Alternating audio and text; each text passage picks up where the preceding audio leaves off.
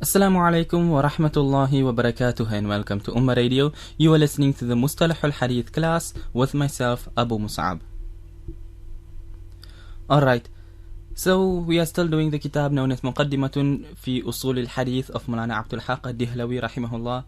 Last time we had stopped on page 48 of the book, or 50 if you're following from a PDF reader, of this particular print of the kitab. And we were dealing with the topic of tadlis, a mudallis, a person, and a mudallis was a person who leaves out the name of who he heard the hadith from and just immediately starts narrating it from his, let me use the term, his grand sheikh, the person who narrated to his teacher. So he skips his teacher and reports from the person above. So that is what we had done. The type of hadith is called mudallas. The person who does it is a mudallis, and the action of doing it is called tadlis.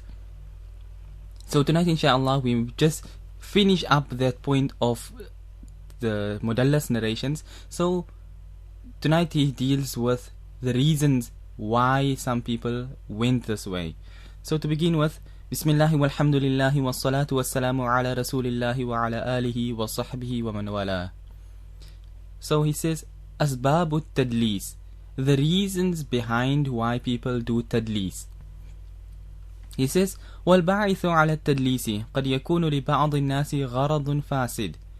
He says, for some people, the reason why they do tadlis is for a evil purpose. Like I mentioned last time, not everyone does it for an evil, a sinister motive. Some people have other reasons, but you say not for, in the case here, some people, they have sinister motives why they go forth for tadlis. So he says, مثل إخفاء السماع من الشيخ لصغر سنه أو عدم شهرته وجاهه عند الناس. He says, for example, a person for a sinister motive in the sense that he is trying to deceive the people. So he says, you have a person here, for example, he gives this example here, مثل إخفاء السماع من الشيخ. He hide the sheikh who he heard it from. For what reason? لصغر سنه. Either because he's a youngster. Now you an old man, you're hearing from a youngster, so maybe you are shy, you don't want to say you heard from a youngster, for example. Or لصغر سنه, he's, again, maybe you're not shy, but who is this youngster that's now narrating the hadith? You don't want people to know that, so you hide the name of the person. Or he says, or admi shuhratihi, or he's not a famous person. So it's like, if you, let's take in the context of today's times, if you were to say, I heard from Sheikh Salih al-Munajjiri, for example, well-known person, let's say you give a fatwa and you say, I copy this fatwa from Sheikh Salih al-Munajjid, for example. Everybody knows who he is. So he's a famous, well-known person. Now you say, I heard it from Sheikh Muhammad Ahmad, for example. Who is he? Nobody knows him. So there's you can see, even from our times, if you say, yes, two fatwa, one is by a well-known person, one is by an unknown person. Many people would take the one of the well-known person over that of an unknown person. So for reasons like this, people would do the same tadlis from a hadith, in the hadith, to say that this hadith was heard from so and so, mentioning a famous person to avoid mentioning the teacher that he heard the hadith from directly. Or another reason, he says, وَجَاهِهِ عِنْدَ النَّاسِ أي عَدْمُ جَاهِهِ عِنْدَ النَّاسِ. The person doesn't hold, he's not a person of high standing amongst the people. He doesn't hold a high rank. Not to say he's an evil person or anything of the sort. It's just that, again, we take the example of the ulama. There are many ulama, they are well known in things, but there are some who just stand out more than others. Some who people hold in much higher esteem, despite the fact that both are good ulama and everything of the sort, but some are just a notch higher than others. So maybe for a reason like this, a man would also do tadlis from a hadith perspective. So we say these are, just for example, some of the examples and reasons behind why some people used to do tadlis in hadith. But not everybody were like this with a sinister motive. So he moves on now to the non-sinister motives. So he says, Tadlisul Akabir. The Tadlis done by the senior ulama, why did they do it? He says, وَالَّذِي وَقَعَ مِنْ بَعْضِ الْأَكَابِرِ لَيْسَ لِمِثْلِ هَذَا. The Tadlis which came from the side of some of the senior ulama, it wasn't of this type. Now, okay, footnote number 3, we can just go have a look at who he says. He says, كَسُفْيَانِ بْنِ عُيَيْنَةَ وَالْأَعْمَشِ وَغَيْرِهِمَا مِنَ التَّابِعِينَ وَأَتْبَاعِهِمْ. He says, for example, famous people of the senior ulama who did Tadlis was Imam Sufyan ibn Uyayna and Imam al-A'mash and others from the Tabi'in and the Atba'u Tabi'in. They had all done Tadlis. He say, ممن دلسوا عن الثقات أي تركوا ذكر أسماء شيوخهم أحيانا ورووا مباشرة عن شيوخ شيوخهم وكان ذلك لاعتمادهم على ثقتهم واختصارا للسند. He says that why Imam Sufyan ibn Uyayna, Imam A'mash and others, the reason why they had done Tadlis, they had done Tadlis from authentic people, not from unauthentic and all mixed up sort of people, only from authentic people. أي تركوا ذكر أسماء شيوخهم, meaning at times they would leave out the name of their teachers for sometimes, not every time, sometimes, and they would narrate it directly from the person who narrated it to their teacher. And the reason for that, وكان ذلك لاعتمادهم على ثقتهم واختصارا للسند. And the reason for that is because they have full conviction and reliability on the authenticity of the teachers who narrated the hadith to them. So because obviously you regard this person as complete and utterly thiqa, he's reliable, he's trustworthy, so his hadith would all be accepted.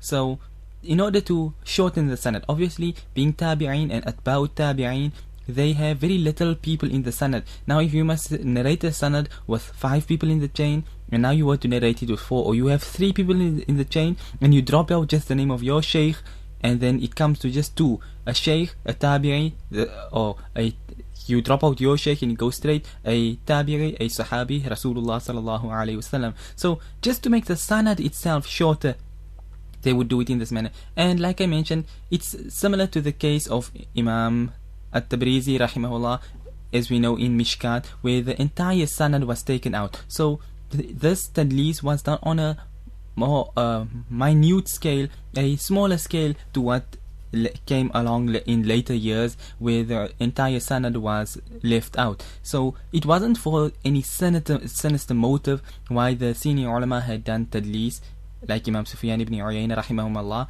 There was no evil reason behind why they did things. It was just simply because, one, they regarded these people as completely authentic, so even without mentioning his name, we accept the hadith just as being authentic. And the second thing was to shorten the sanad as well. So he said this is some of the reasons why the senior ulama had done Tadlis, or rather some of the senior ulama had done Tadlis, not for any evil reasons.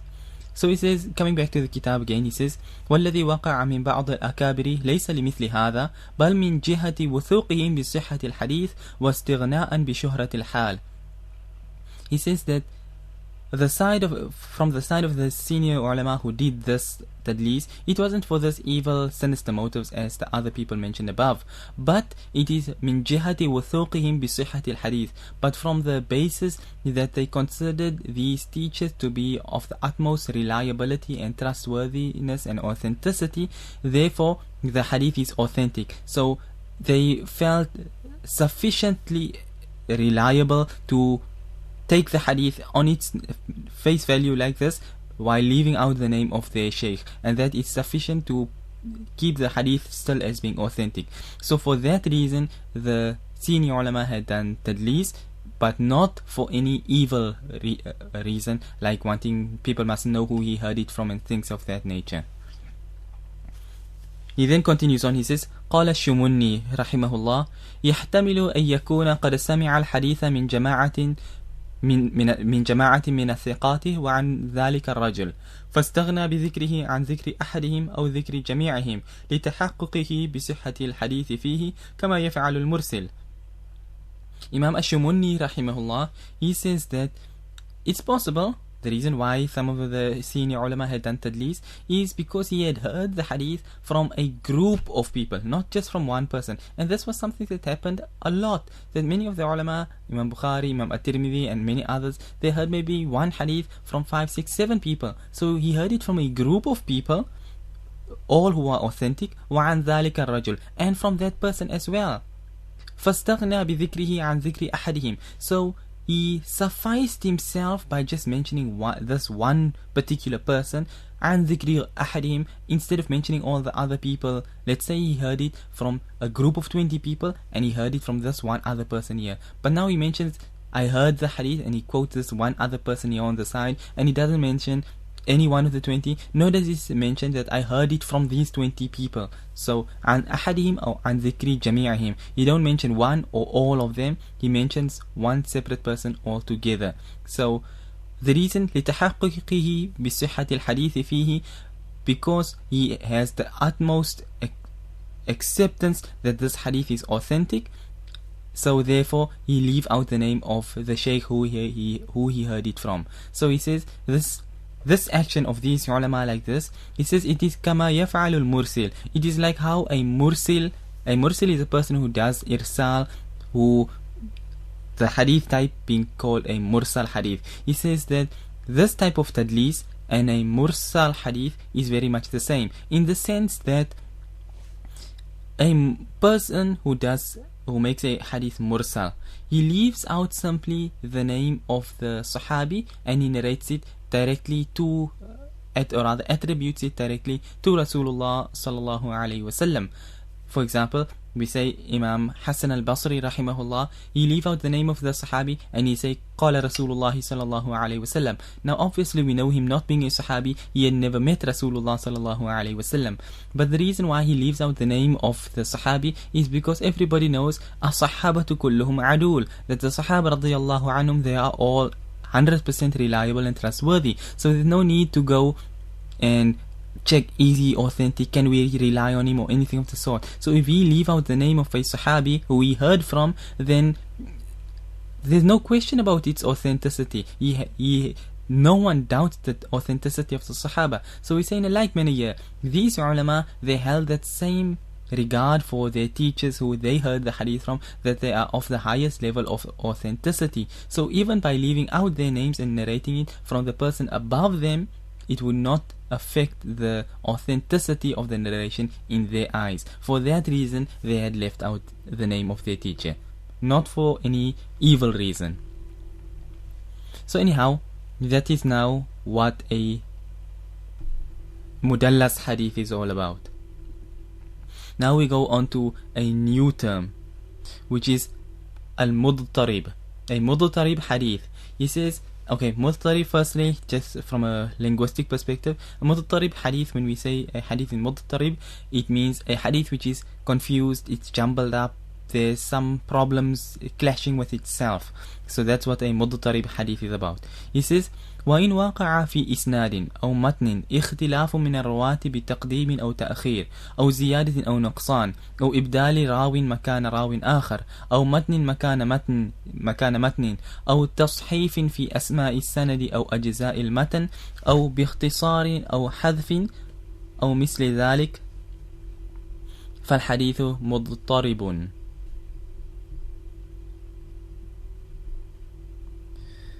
Okay, can you please repeat the term? The term is Mudhtarib. Al-Hadith al-Mudhtarib. Dad, Ta, Ra, Ba. Al-Hadith al-Mudhtarib. Okay, so what he had just mentioned, he said, وَإِنْ وَقَعَ فِي إِسْنَادٍ أَوْ مَتْنٍ اخْتِلَافٌ مِنَ الرُّوَاةِ. He says that if it happens, either in the chain of narration, or in the actual text of the hadith itself, there's اختلاف من الرواة, there's difference of opinion amongst, or rather the difference between the narrators. So you have two narrations for the same hadith, but one person says it is like this and another person says it is like that. One saying A, one is saying B. So whether the change happens in the sanad or whether the change happens in the matan, the actual text of the hadith, in both cases the hadith would be termed as being mudhtarib. But he says, for example, بتقديم أو تأخير, okay, let's say Ahmad and Abdullah, they are narrating these are the two narrators of the hadith. So Ahmad narrates, for example, he says bitaqdeem. He puts this word of this hadith here in the beginning. Now Abdullah comes and he narrates it with ta'khir, and he puts the words of the hadith there at the ending of the hadith. For example, أو زيادة أو نقصان. In Abdullah's narration, he adds something which is not found in Ahmad's narration. So one, which is okay, taqdeem, to bring something in front, ta'khir, to put something behind, ziyada, to add something to the hadith, nuqsan, to detract something for the hadith. So the hadith, the scenario is the same. It's one occasion that took place, one time this case happened, but two people are narrating it differently. One is saying it went like this and this and this, and the other one is saying it went like this and this and this. So they're giving two different stories. Maybe a lot is the same, but one has a small piece added on here, and which the other one doesn't have. For example, like that. Or he says, that's with regards to a matan. He says, oh, ibdalu rawin makana rawin akhar. Or one narrator is in the place of another narrator. Ahmad says, I heard it from so and the hadith is from so and so, from so and so, from so and so, like that. Now Abdullah comes along and he say it's from so and so, from so and so, from so and so. Yet they are same time and everything, and obviously someone is confused over here when they're narrating it, because it's not two different chains, it's one chain in reality, and someone is confused. Or he says, oh, matnin makana matan, or one matan he uses in place of another matan. So someone is getting a narrator mixed up, or he's getting a portion of the hadith, putting a portion of the matan, the actual text, somewhere where it doesn't belong. So because we have two different people here who's narrating the same incident but narrating it differently, this type of hadith will be called as being Mudhtarib. He continues on, he says, أو تصحيف في أسماء سند أو أجزاء المتن. Or there's some twists, there's some misunderstanding, misinterpretation with either regarding the names of the people in the sanad or a portion of the matan itself. So you're narrating it, but you have some changes over here in the sanad, again, the people in the sanad, the narrators, their names are changed here, and in this case here,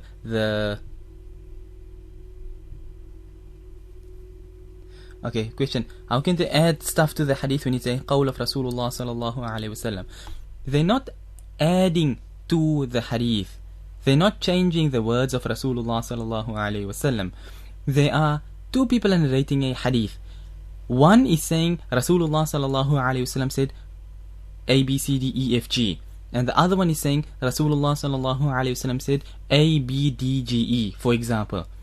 So one has missed a letter out. Both are saying Rasulullah sallallahu alayhi wasallam said this. They are not saying I added it in or something of the sort.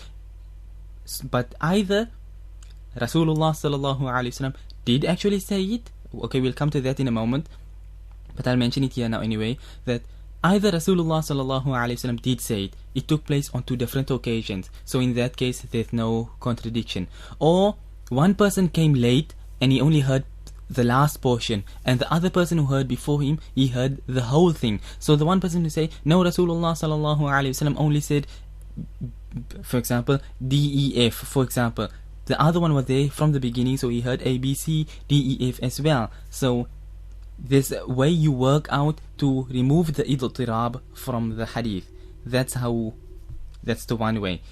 Or the other, how it goes the other way, is that there are two people who's narrating the hadith, but the one person is thiqa, he's reliable, he's authentic, we accept it's a hadith. And there's another person who's also narrating the same incident, but he is unreliable. Now obviously, when you have an unreliable person who's contradicting the hadith of a reliable person, we won't take the narration of the unreliable one and we'll work on the hadith of the reliable person. So there are different ways that you will look at the hadith to see, to work out, that is the first point, to first try and resolve the idhtiraab, remove the confusion and the mixed up state of the hadith. If you're not able to do it, then we'll come now at the next point, we'll say what do we do with a Mudhtarib Hadeeth in that case. Any case, just to continue to complete the hadith over here. Okay, quick question. This confusion won't be from the Sahaba, it's only from the later generation. Quite correct. It's not the Sahaba radiyallahu anhum. The Idhtiraab is from the narrators themselves.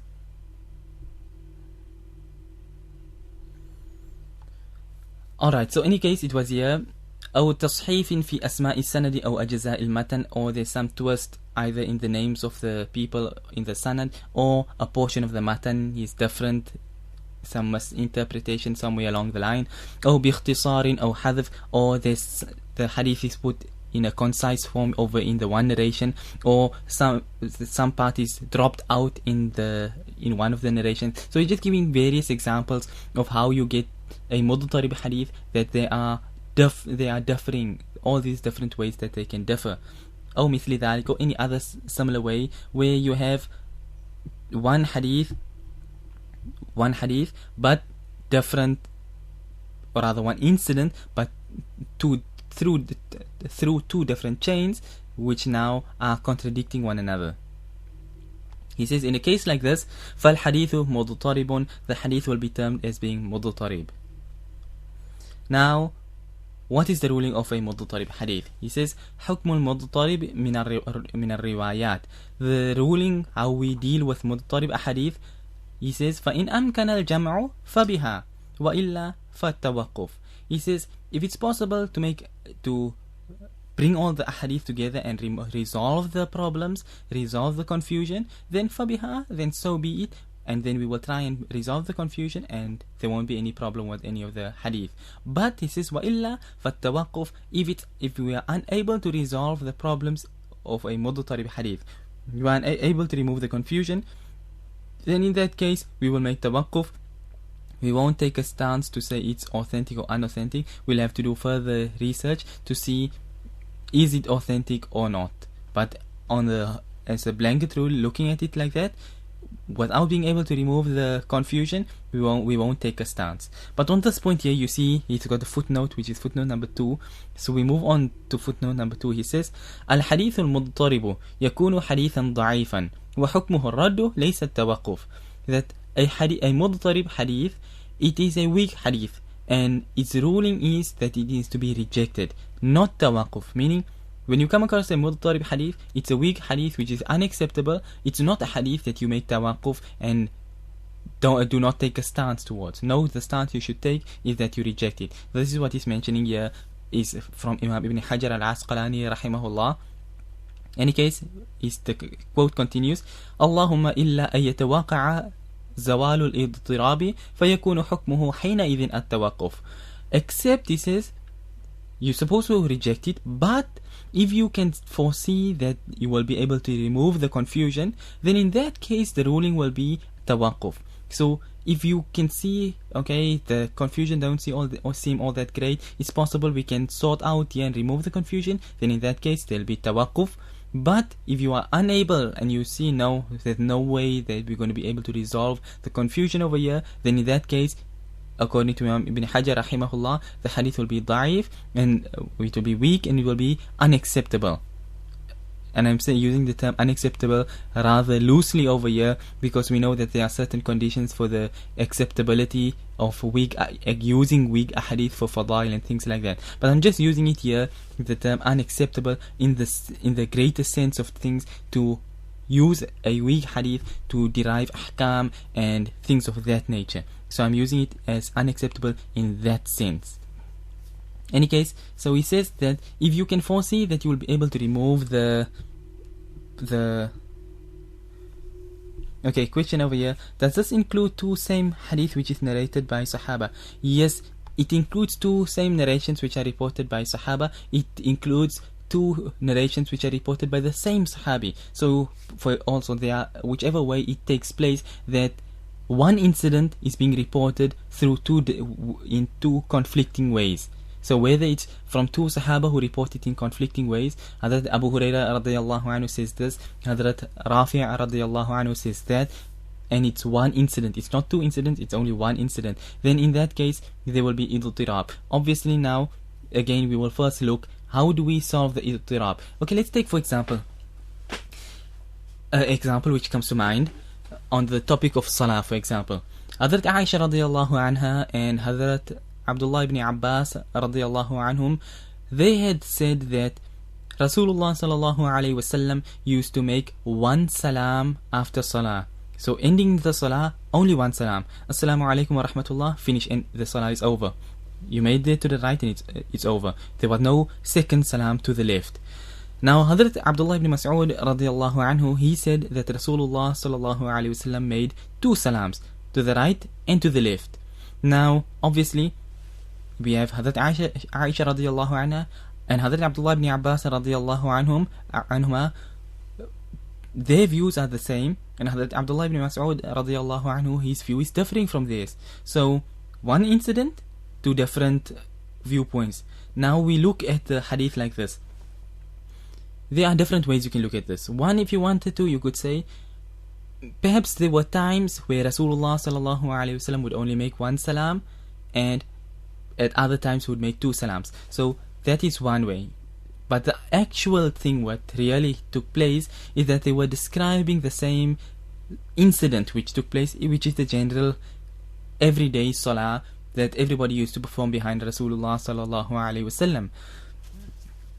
So the ulama have explained and removed the idhtiraab by saying that Hazrat Abdullah ibn Mas'ud radiyallahu anhu was a grown man. He stood directly behind Rasulullah sallallahu alaihi wasallam. Hazrat Abdullah ibn Abbas radiyallahu anhuma at the time was a child. He stood in the saf of the children. And Hazrat Aisha radiyallahu anha was a woman. She stood in the saf of the women. So they narrated only what they heard. Obviously nobody being a liar or anything. They narrated what they knew and what they heard. So what Hazrat Aisha radiyallahu anha and Hazrat Abdullah ibn Abbas radiyallahu anhuma had heard was that Rasulullah sallallahu alaihi wasallam made one salam. But Hazrat Abdullah ibn Mas'ud radiyallahu anhu, who was directly behind Rasulullah sallallahu alaihi wasallam, he heard two salams. And so the ulama explained that Rasulullah sallallahu alaihi wasallam would say, for example, Assalamu alaikum wa rahmatullah, in a loud voice. So that is the salam that Hazrat Aisha radiyallahu anha, right in the back saf of the women, could hear. And likewise Hazrat Abdullah ibn Abbas radiyallahu anhuma as well.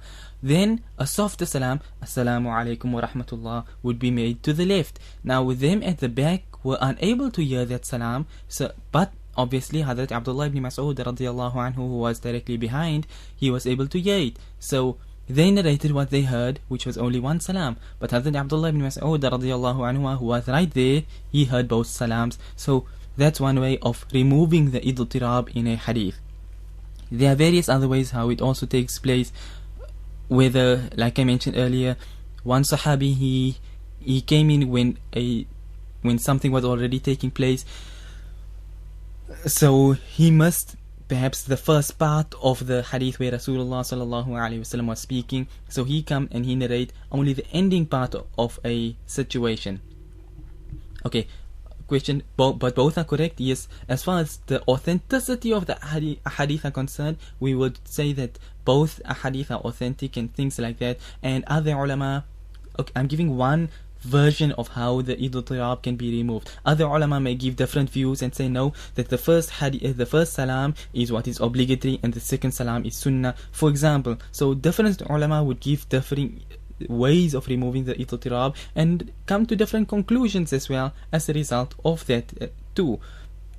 Because then, like I say, if you say the first one is obligatory, and then they say yes, just now again for example, they would say yes, Rasulullah sallallahu alaihi wasallam did make one salam at times, so therefore to make one salam is obligatory, and obviously to make then the second salam, which was also made by Rasulullah sallallahu alaihi wasallam, the salam would then be sunnah. So you'd get differing viewpoints from the ulama as a result of how they remove whether they consider it to be idhtiraab in the first place and everything of that nature. So the hadith would be correct in its own sense, and how the ulama understand it and derive different rulings from it and things like that. Because one set of ulama may look at the hadith and say there's idhtiraab in it, and some other ulama, they may look at the hadith and say no, there's no idhtiraab in it. Again, like I say, differing viewpoints.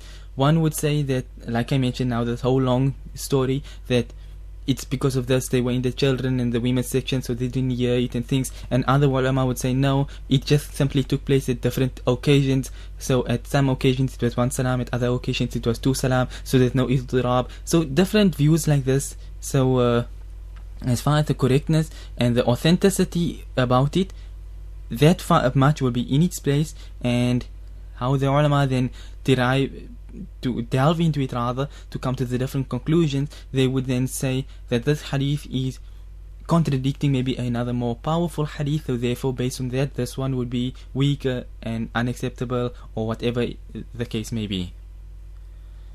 Wallahu a'lam. Okay, and about weak hadith, will the ruling on them, using them, be explained later? Yes, inshallah. We are still coming through the different terms of a hadith, and the weak and fabricated hadith is still coming up in the future class, inshallah.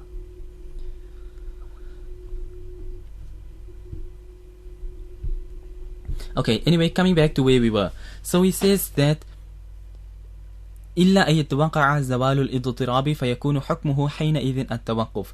That if you are able to foresee that the removal of the confusion then in the sanad or the matan, whichever one it may be, then in that case you would make tawaqquf and not take a stance towards the hadith. This is what Imam Ibn Hajar rahimahullah is now saying. But he says وَلِيَعْلَمْ أَنَّ الْإِضْطِرَابَ قَدْ يُجَامِعُ الصِّحَّةَ وَذَلِكَ إِذَا كَانَ الْإِخْتِلَافُ في اسم رجل وَأَبِيهِ وَنِسْبَتِهِ. He says, and also keep in mind, let it be known to you that the idhtirab, it can also include authenticity. It does not necessarily mean that just because there is some idhtirab that the hadith is automatically weak. There can be idhtirab and it can also be authentic. He says, and that is for example when there's difference of opinion with regards to the name of a person, or his father's name, or his lineage. Let's say for example we say that two people are narrating the hadith and they narrate it from Muhammad ibn Ja'far, and the other one say it's Mahmud ibn Ja'far. So they differing, one saying Mahmud, one is saying Muhammad, but we meaning the same person. But who's the real what's his real name? Mahmud or Muhammad?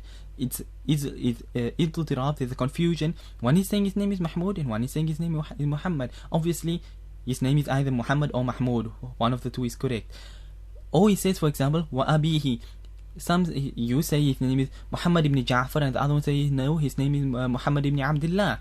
So again there's a difference, two differing views on the same person, the same scenario and everything. It's not two different people we're talking about, it's the same person, but one person is saying that's who his father's name is, and the other person is saying no, that's what his father's name is. And one nisbatih, and his nisbah, this one say for example he is Muhammad ibn Ja'far as-Sulami, and the other one say is no, he's Muhammad ibn Ja'far as-Sulaymani. So one say he's from this tribe and the other one says no, he's from that tribe there. So you get the differences of opinion on small things like this. Not, I shouldn't say differences of opinion, but rather there are different views or different narrations differing on the point of a name of the person or his father or his lineage and where he comes from and stuff like this. So according to Imam Ibn Hajar rahimahullah, he says فَمِثْلِ هَذَا الْإِضْطِرَابُ وَالْإِخْتِلَافُ لَا يَضُرُّ مَضْمُونَ الْحَدِيثِ وَصِحَّةِ. This type of confusion and difference which you find, it does not harm or affect the actual hadith and its authenticity itself. So if one person narrates the hadith and says it's from Muhammad ibn Ja'far, and another person reports the hadith and says it's from Mahmud ibn Ja'far, then this will not affect the authenticity of the hadith itself, or now say no, the hadith is unacceptable because why are you saying is Muhammad ibn Ja'far when his name is actually Mahmud ibn Ja'far. So these sort of things won't affect the hadith, although it would be technically this idhtirab in the sanad, but this hadith would not be termed as being da'if, despite the fact that it's idhtirab. So this is just one point that Imam Ibn Hajar rahimahullah is bringing to the fore here to show that don't jump the gun and think that just because there is the term idhtirab is used that necessarily the hadith is weak. No, it's possible that it's a minute issue like this which does not affect at all the authenticity of the narration. So when we talk about Mudhtarib Hadeeth, then if it's the actual hadith and it's real conflict and difference which affects the hadith in a negative manner, then according to the view of Imam Ibn Hajar rahimahullah over here, the hadith is not acceptable unless if you see a way of removing the confusion. In that case you would make tawaqquf. While according to Mulana Abdul Haq Ad-Dahlawi rahimahullah, he says that if you are able to solve the problem, solve the confusion, then so be it. Otherwise, if you are unable to solve the confusion and now the narrations are still conflicting, then you will make tawaqquf, which is now slightly different from the view of Imam Ibn Hajar, who would say that if you can't remove the confusion, then the narration is not acceptable. While here he says that if you are unable to remove the confusion, then you make tawaqquf.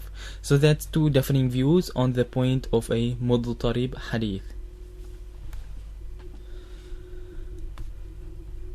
Now here we come to another type of hadith. So he says al-mudraj. A mudraj hadith. Now this is actually similar to a question which was asked earlier about how can a person change the words of Rasulullah sallallahu alaihi wasallam. And the only type which actually rivals or looks similar to that is this type over here, which is a mudraj hadith. A mudraj hadith is an interpolated hadith, meaning that here's the hadith and then somebody's words has been placed inside the hadith. So he says, for example, وَإِنْ أَدْرَجَ الرَّاوِي كَلَامَهُ أَوْ كَلَامَ غَيْرِهِ مِنَ الصَّحَابِ أَوْ التَّابِعِ مثلا لغرض من الأغراض كبيان اللغة أو تفسير للمعنى أو تقييد للمطلق أو نحو ذلك فالحديث مدرج. He says, what is a mudraj hadith? He says, if a narrator, he inserts his speech or the speech of somebody else, whether it's a sahabi, whether it's a tabi'i, or whoever it may be, for example, for a reason, for a certain reason why he's doing it, kabayani lugha, like to explain a linguistic, from a linguistic perspective, a difficult word is used in the hadith. So perhaps Hazrat Abu Hurairah radiyallahu anhu had said that this word means this, because perhaps the Arabs at the time didn't know what the word meant, and Rasulullah sallallahu alaihi wasallam had explained it, or not everybody knew what the word meant, and some of the Sahaba radiyallahu anhum had known it, so they had given the explanation that this word means this. So the Rawi, the Tabi'i or Tabi'i who comes along now and narrates the hadith, he now puts the word of Hazrat Abu Hurairah radiyallahu anhu or whoever it may be, whether it's from a Tabi'i, someone who explains this difficult word in the hadith in order to make the hadith understandable for the ordinary man in the street. Or tafsiran lil ma'na, or he gives a explanation of a word not from a linguistic perspective, but what this word is actually meaning in this hadith here. Maybe it's not taking a linguistic meaning, maybe it's taking the, as you say, the legal, the shari'i meaning, or whatever thing it may be. Basically what it is doing is that you are taking the statement of someone other than Rasulullah sallallahu alaihi wasallam and placing it within a hadith. And this is now what is being termed as being mudraj, that something has been added or inserted into the hadith which does not belong there, or rather which is not the words of Rasulullah sallallahu alaihi wasallam. He says, أو تقييدا للمطلق, or an unrestricted sentence or an unrestricted statement being made in a hadith, and then another word is inserted over there to say that, to restrict it and say no, it's not unrestricted, there are restrictions to it, or نحو ذلك, or whatever it may be, similar things to this. فالحديث مدرج. In that case the hadith is termed as being mudraj. A mudraj, again, we'll stop on this point over here, but a mudraj hadith, like I say, we'll come to examples of what a mudraj hadith is all about. Okay, the actual discussion of mudraj hadith ends on this point over here. But let's take, for example, any example you can think of. Question here, and it doesn't matter whether it has a good or bad reason behind it. There is actually, if there's a bad reason, obviously, then it would come from a different perspective. When we look at a mudraj hadith, then in the example like how we mentioned here, a tabi'i or a sahabi or someone is explaining a hadith to make it easier for the people to understand. Not saying that this is also the words of Rasulullah sallallahu alaihi wasallam. And you will find this if you're looking at this book here itself, the kitab that we are doing, and he says min sahabiyin aw tabi'i, then he put a dash and he put the word mathalan, and then he put another dash. So the way he put the word mathalan in between dashes, this you would find in some of the books of hadith when they narrate a hadith and a term which is hadith which is mudraj, when some term which has come from the sahaba or tabi'i or someone to explain a difficult word in a hadith, then they would sometimes use these dashes. Not always, obviously, all these new prints and things of this sort, but sometimes in certain prints they would clearly show that this word does not belong there. Other prints where it's not mentioned comes, you will then learn through either the words is clear, explicit, that so and so said so and things like that, or otherwise the ulama has mentioned in the shuruhat, in the explanations, that this word don't belong here, or rather that it's not the words of Rasulullah sallallahu alaihi wasallam, or whatever other way the ulama go about doing it to explain that what words is part of the matan and what words are not part of the matan. And there's a lot that you can actually speak on the topic that's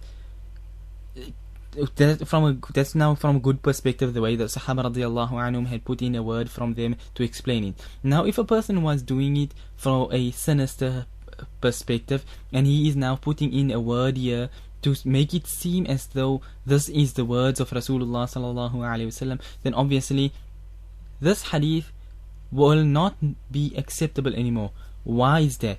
Not because it's mudraj, but because this person now is a wadda', he's a fabricator, he's attributing words to Rasulullah sallallahu alaihi wasallam which Rasulullah sallallahu alaihi wasallam never said. So he is a liar, and a liar's narrations cannot be accepted. So if he has some bad reason, some sinister motive behind why he wants to add a word here or there into the hadith, and pass it off as the words of Rasulullah sallallahu alaihi wasallam, then in a case like this, then obviously such a narration would be thrown out as being a fabrication, because it being coming through a narrator who is a liar and fabricator and adding words and attributing things to Rasulullah sallallahu alaihi wasallam which are untrue. So not from the perspective of the hadith being mudraj will it be rejected, but rather because the narrator himself will be kicked out as a liar and fabricator. Just for example, if you take something small, something simple, the term maybe radiyallahu anhu or alayhi salam, if this comes inside a hadith, let's say for example Rasulullah sallallahu alayhi wasallam said, this is the sunnata abikum Ibrahim, for example. Now you say sunnata abri or qala Ibrahimul Khalil alayhi salam, you add this alayhi salam in the hadith as you read it, then technically this is mudraj if Rasulullah sallallahu alaihi wasallam did not use this term alayhi salam. Now obviously, like you know, we don't just throw the names of the Sahaba or the Anbiya alayhi salam out there without using the correct honorifics. So you using this alayhi salam after the name of a Nabi, or radiyallahu anhu after the name of a Sahabi, and obviously writing a hadith in that manner, technically this would be mudraj, but it's obviously not for any sinister motive, and it's something which is quite common. People use it without thinking about it, but technically that action would make this hadith term as, or rather would be reason for this type of hadith to be termed as being mudraj. But for the most part, when we term a hadith as being mudraj, then it's generally when there's a tafsir involved. Like many times you'll see Hazrat Abu Hurairah radiyallahu anhu, Hazrat Abdullah ibn Abbas radiyallahu anhuma, or other Sahaba, they give an interpretation. Imam Hassan al-Basri, Imam Abdullah ibn al-Mubarak, and other ulama, they give an interpretation of the difficult words or things like this. Then and you find it a lot when it's the tabi'in who are learning from the Sahaba and For example, maybe Hazrat Aisha radiallahu anha is narrating a hadith, and one of the tabi'in who's hearing it from her, they're unable to understand certain things, so they ask a question, and then Hazrat Aisha radiallahu anha explain it, and then continue on with the hadith. So this term then is being termed, this addition, the words of Hazrat Aisha radiallahu anha is termed as being mudraj. So you have all these sort of things like this, how a hadith would be termed as being mudraj, not because the hadith not being weak or anything as a result of this of it being mudraj, but because it's termed mudraj to make it clear that these words here belong either to a tabi'i or sahabi or someone, and it is not the actual words of Rasulullah sallallahu alaihi wasallam.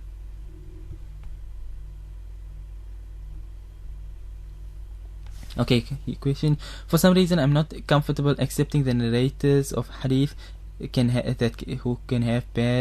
they could have bad reasons behind self-explaining the matan further. They sure are big scholars from the past. Yes, the big ulama themselves, they didn't have any bad reasons, any sinister motive. Like I mentioned, they didn't have any bad reasons why they put this idraj, why they added this interpolation of their words or of a sahabi or whoever it may be into the hadith. They never had any sinister motives. Just again, like how we passed by the akabir ulama who did the tadlis, they didn't have any sinister motives behind it. It was simply they were narrating a hadith to the tabi'in, or the tabi'in narrating it to the atba'u tabi'in, and so on and so forth. So they were just, and the way the Arabic had come down, or rather in the time of the Sahaba radiallahu anhum, the Arabs, the Arabic was of the highest level of eloquence. That is why if you look at the letters of Rasulullah sallallahu alaihi wasallam and how the Quran was written down and everything, there were no dots. Ba, ta, tha looked exactly the same. There were no dots, but they could tell which one is what. When Islam began to spread and people started entering Islam who were non-Arabs, for them to learn the Quran, to learn how to read Arabic and things was becoming very difficult. So it was in the time of Hajjaj ibn Yusuf al-Thaqafi who oversaw this, where the ulama had come together and put the dots and everything in the Quran, that ba has one at the bottom, ta, two on top, tha, three on top, like that, to be able to see each letter different from one another, for everybody to be able to understand the Quran.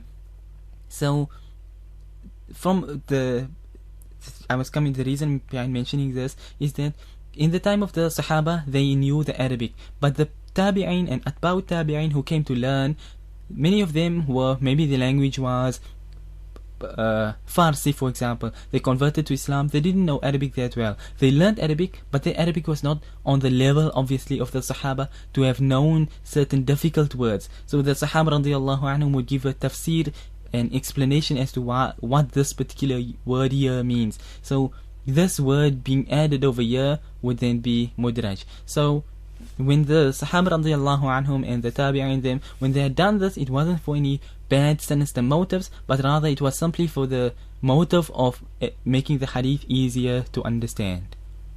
Wallahu a'lam.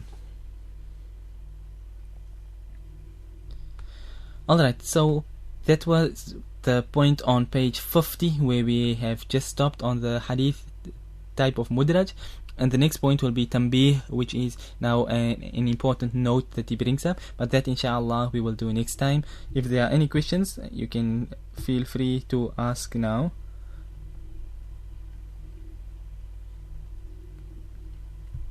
Okay, seems that there are no questions. So then inshallah we'll end on this point here, and we will continue again next week inshallah, continuing on from page 50 of the book itself, or 52 from the PDF reader.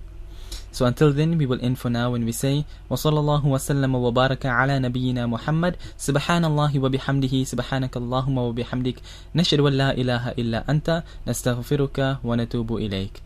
Wassalamu alaikum wa rahmatullahi wa barakatuh.